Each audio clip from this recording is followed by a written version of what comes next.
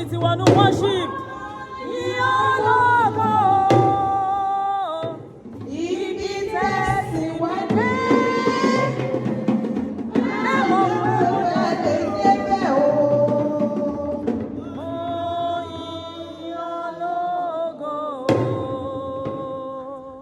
Lẹ́ẹ̀kan sí.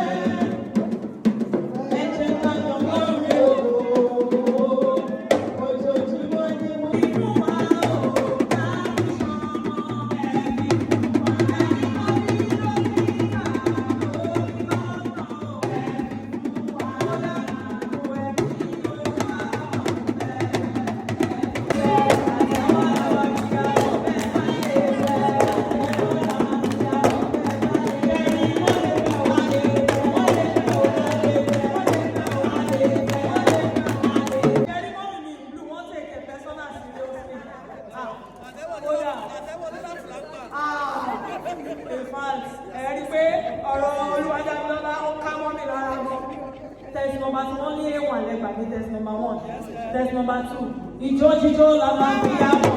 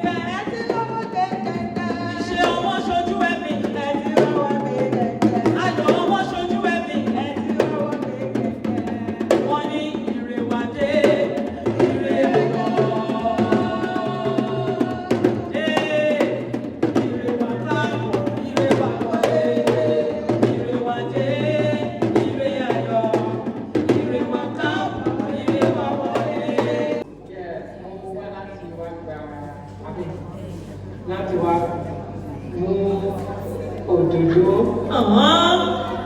láti wá tẹ ìyàtà láti wá pàdé ìyàwó ẹ̀fẹ́ sọ́nà mi. Ó pọ̀ ó ti tó ẹ̀wọ̀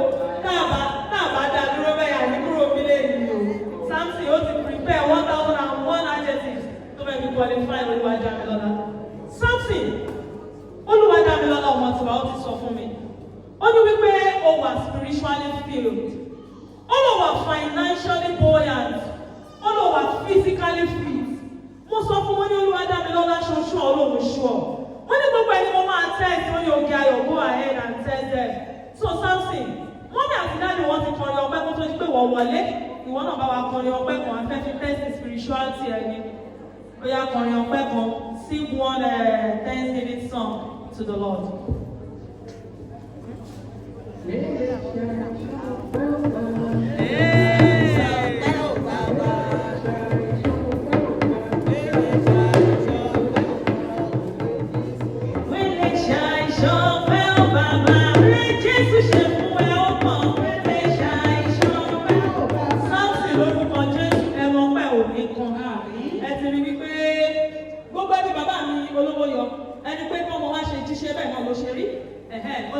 Test number 1. Test number 2. All of our financially buoyant.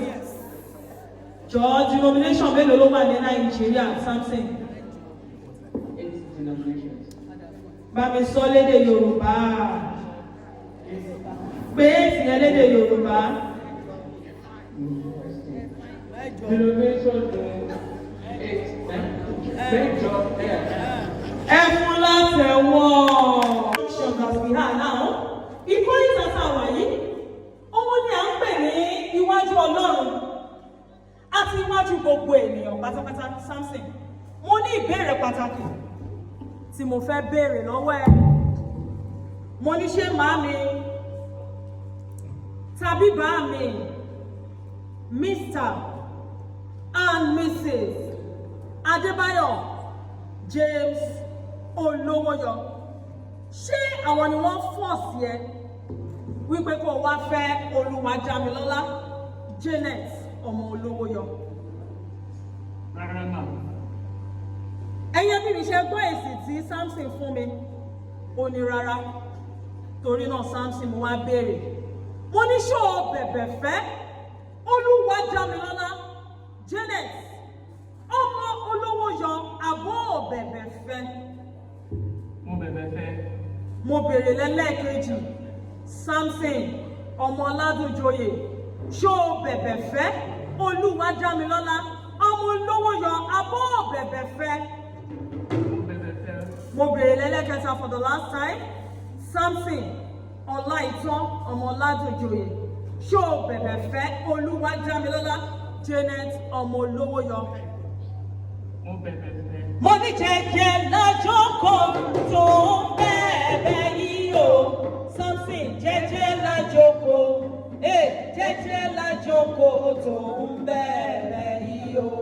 Samson ó ń bẹ̀bẹ̀, ó ń dọ̀bálẹ̀ fẹ́ bí wá. Ó ń bẹ̀bẹ̀, ó ń dọ̀bálẹ̀ nílé wa. Samson kò gbọdọ̀ yá, kò ní kó kẹ́rù kó máa lọ. Jẹ́jẹ́ lájókòó, jẹ́jẹ́ lájókòó, ìpalọ́mọ́ ọ̀wọ́ ìdí bọ̀.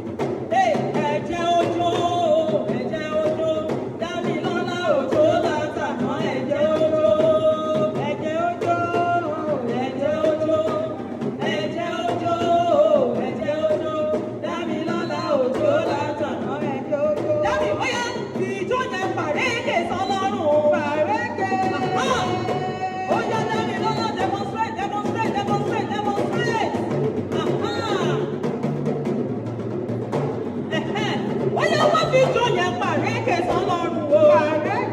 Ìjọ ẹ̀ pàrékè sọ́lọ́run o.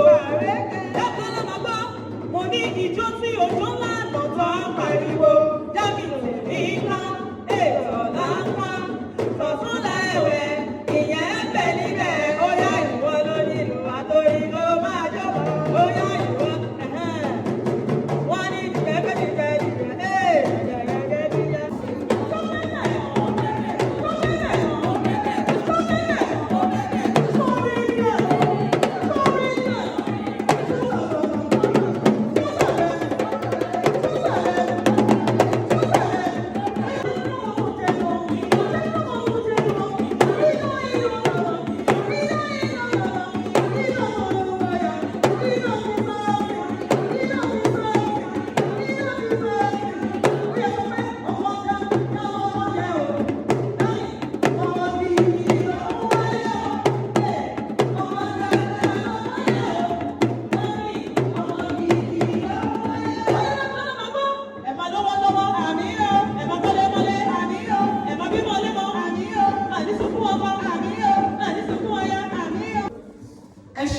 Olúwa Damilola tinútinú tọkàntọkàn. Ẹni ní ọkọ tó ń lọ àsùn sówó, àsùn sọmọ, àsùn sàlàfíà, òun àìkúbalẹ̀ ọ̀rọ̀. Ẹni kàn ní ìwé mẹ́kàn ní ìwé ìkòkò tó jọlọ wọ láyé. Ọlọ́wọ́ abókún àtòun àti Samson, wọ́n ní yàgò owó, wọ́n ní yàgò owó, wọ́n ní yàgò owó, wọ́n ní yàgò rere nílé láyé. Jésù Olúwa wa. Ọlọ́run á mọ̀ bọ́ọ̀lù. Ìyàwó ìlọ ẹ̀fàdúrà sí mi o.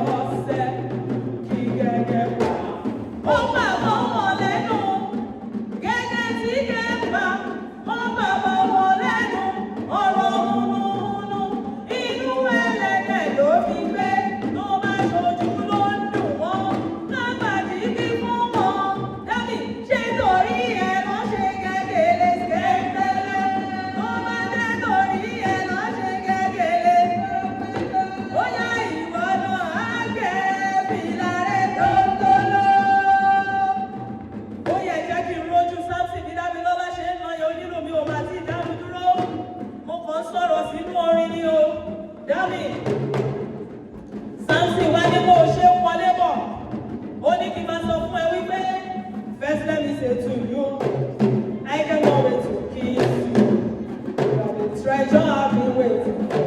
Máa lọ sọ́dọ̀ ó ti ń wait, máa lọ sọ́dọ̀ ó wait. Ó ní do you know, I'm not trying to need you, at the name of the day when I will finally kiss you. You know say every day I dey pray for you. That mean in my heart there is a little place for you. That's why my heart dey do like you, get you. Only now you I choose, so I love me. You can. Oh yeah, Damilola, kúnlẹ̀ síwájú sweetheart. Kúnlẹ̀ síwájú sweetheart. Oh yeah, dé fìlà yẹn sí lórí.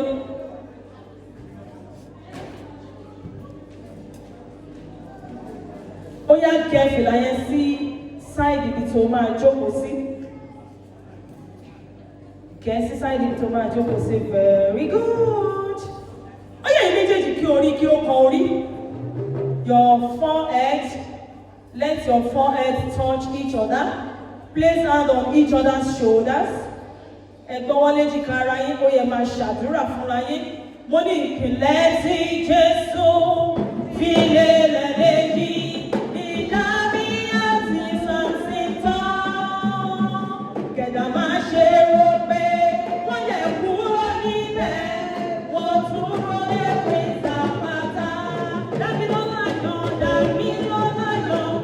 Samson yan. Ẹ fi ìpìlẹ̀ lélẹ̀ lórí òtítọ́. Ẹ fi ìpìlẹ̀ lélẹ̀ lórí òdodo. Lórúkọ Jésù, ìpìlẹ̀ tẹ́ fi lélẹ̀ lélẹ̀ kò ní dàwó. Jésù Olúwa wa. Lọ́wọ́ ọkọ mi fún mi lọ́wọ́. Fún mi lọ́wọ́ ọkọ mi fún mi lọ́wọ́. Mo fẹ́ lọ sọ́jà, mo fẹ́ rẹran fún mi lọ́wọ́. Mo fẹ́ lọ sọ́jà, mo fẹ́ rata fún mi lọ́wọ́. Jọ̀wọ́ ṣe ọkọ mi owó mi lọ́wọ́. Jọ̀wọ́ ṣe ọkọ mi owó mi lọ́wọ́. Owó ṣàkì, ẹ̀dọ̀, arẹran àti pátá. Ṣàkì, ẹ̀dọ̀, arẹran àti pátá. Ó ní bọ́kọ mi gbowó oṣù, èmi ni ọkọ òun. Sáàsì ó ṣe mo láì bó ṣe ní ìfẹ́sì dáadáa o. Bọ́kọ mi gbowó oṣù, èmi ni ọkọ òun. Ó ní àsìkò tó lé lèmi lò ó. Kò dìgbà tá a bá ń ṣe ìṣirò o. Bọ́kọ mi gbowó oṣù, èmi ni ọkọ òun. Samson wá sọ pé you can chop my money, chop my money, chop my money, chop my money. Only chop my money, chop my money. You can chop my money, 'cause I love you, I love you, I love you, and I get a plenty. I love you, I love you, and I get a plenty. Damilola, Olúwa Damilola, are you okay? Speak, I want to hear you. Show me you are okay. No, man. Damilola ló wọ̀ sí you are okay. Samson, ó yá customer dáadáa ni. Dáadáa ni. Ó yá customer dáadáa ni. Samson, dáadáa ni. Ó ní you are my ATM right now. You are my ATM. You are my ATM right now. You are my ATM. Samson, you are my ATM right now. You are my ATM. Ó ní you are my ATM right now. You are my ATM. Ó ní you are my ATM. You are my ATM. Ó ní customer dáadáa ni. Dáadáa ni. Customer dáadáa ni. Dáadáa ni. Ó ní customer dáadáa ni. Ó ní ATM dáadáa ni. ATM dáadáa ni. Ó yá ATM dáadáa ni. ATM dáadáa ni. Ó sọ pé ọmọ èkó náà for you, ọmọ èkó for you. Ó bá lẹ gbogbo ẹ̀wọ̀n lójú pé gbà. I will see ask her, Damilola. Damilola. Damilola, are you okay? Ma? Are you okay now? Yes, ma. Olóhun ti wà okay. Damilola, it's time to pick your choice. Wọ́n kọ́ wọn kó pọ̀ sílẹ̀ o, èyí ò mú òye. Dami, ó ní Bíbélì mi ni wọ́n máa gbé o. Bíbélì mi ni wọ́n máa gbé. Oṣó ò lágbára lórí rẹ̀, àjẹ́ ò lágbára lórí rẹ̀. Bíbélì mi, Bíbélì mi ni wọ́n máa gbé. Damilola, ó gbé ọ̀rọ̀ Ọlọ́run lónìí. Nígbàkigbà tí o bá ń ké pe Ọlọ́run àti wọn àtọ́kọ ẹ, àdúrà ò ní ṣe tìyín tì. Àmín. In the name of God the Father, Amen. and of the Son, Amen. and of the Holy Spirit. Amen.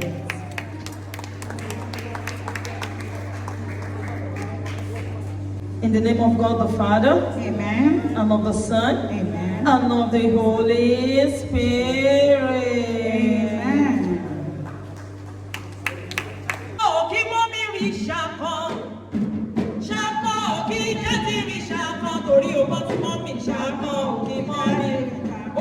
o mọ́ ti dáàdì ṣàkọ́ òkè dáàdì rí ṣàkọ́. Ó yà ó fẹ́ fi àwọn ẹbí Ọlájújọyè àmọ́ wọn kì í ṣakọ nílé ọkọ. Ó kàn fẹ́ sọ fún wọn pórùkà yẹn fáìn gan ni. Sọ pé rẹ́gí ló ṣe lọ́wọ́ rẹ́gí ló ṣe lọ́wọ́. Ẹbí Ọlájújọyè ó ń forùkà yẹn hàn yìí. Ó ní rẹ́gí ló ṣe lọ́wọ́ rẹ́gí ló ṣe lọ́wọ́. Òrùka ìfẹ́ tọ́mọ yín fún mi rẹ́gí ló ṣe lọ́wọ́. Òrùka ìfẹ́ tọ́mọ yín fún mi rẹ́gí ló ṣe lọ́wọ́. Congratulations, Damilola.